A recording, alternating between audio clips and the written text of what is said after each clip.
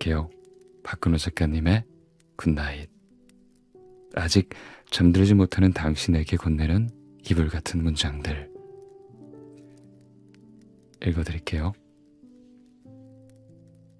최고의 불면증 치료제. 20대 중반까지만 해도 집에 친구들을 자주 불렀다. 우리 집이 자주 비는 이유도 있었고 친구들을 초대해서 요리를 해주는 것도 좋았으니까. 지금은 1년에 얼굴 한 번 보기도 힘들지만 그땐 대부분 같은 동네에 살고 있었고 모두에게 시간도 넘쳐났기 때문도 크다.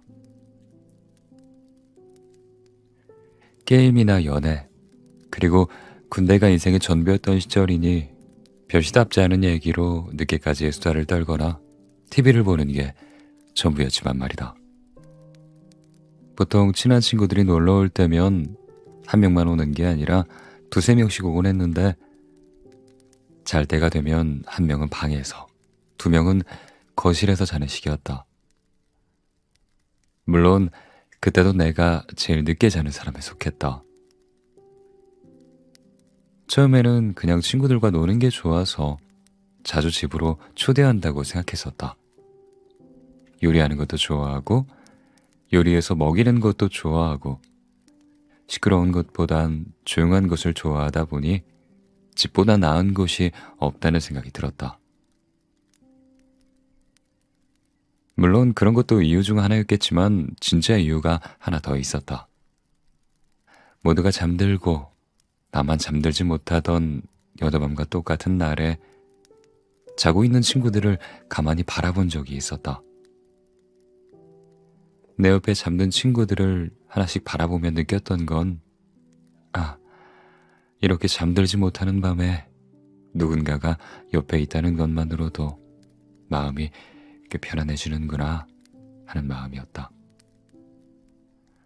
물론 잠을 잘 때 나는 온갖 소리들과 누군가가 옆에 있다는 불편함도 있지만 그것보다 마음이 편안해지는 게 더 크게 다가왔다. 어쩌면 내가 그렇게도 친구들을 초대했던 건 옆에 누군가 있으면 잠이 오지 않는 새벽이 꽤나 안정적으로 느껴진다는 걸 몸이 먼저 느꼈기 때문일 것이다. 생각해보면 그때가 한창 방황을 많이 하던 시기였다. 지금은 그래도 잠 못 드는 시간을 즐기려고 노력하는 편인데 그땐 정말 괴롭게만 느껴지던 시기였다.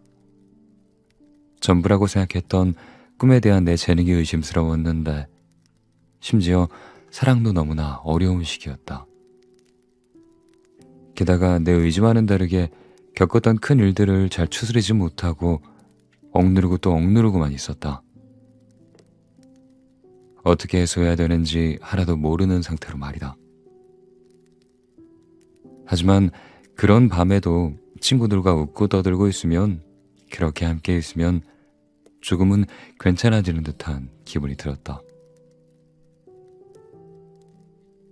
누군가가 옆에 있다는 사실만으로도 새벽이 조금은 괜찮아지는구나 싶었던 그런 생각들은 몇 해가 지나지 않아 확신으로 바뀌었다. 난 모든 연애를 할 때 내 연인보다 일찍 잠들어 본 적이 없다.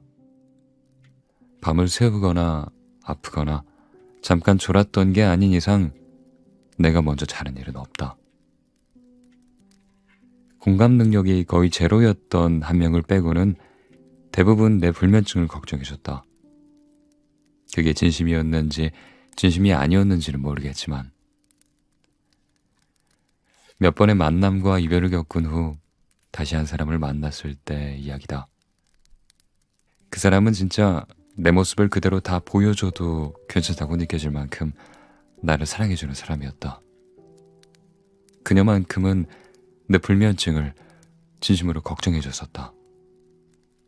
문제는 그녀와 함께 있을 때면 내가 더 먼저 잠들었다는 것이다. 그녀는 재밌게 TV를 보고 있는데 나는 거의 정신을 못 차릴 정도로 잠을 잘 때가 많았다. 가끔 그런 내 모습을 보면서 그녀는 나에게 불면증이 맞냐고 놀리기도 했었다. 불면증이 아니라 너무 잘 먹고 잘 자는 것 같은데 혹시 돼지가 아니냐면서.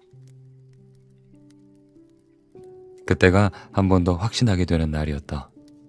진짜 내 있는 모습 그대로를 보여줘도 되는 사람. 그런 사람을 껴안고 그리고 누워있을 때면 아무런 걱정도 고민도 불안도 떠오르지 않는다는 걸. 그래서 나는 그 사람을 껴안고 있을 때면 그렇게 잠이 잘 왔다. 어쩌면 최고의 불면증 치료제는 사랑하는 사람의 체온일지도 모르겠다.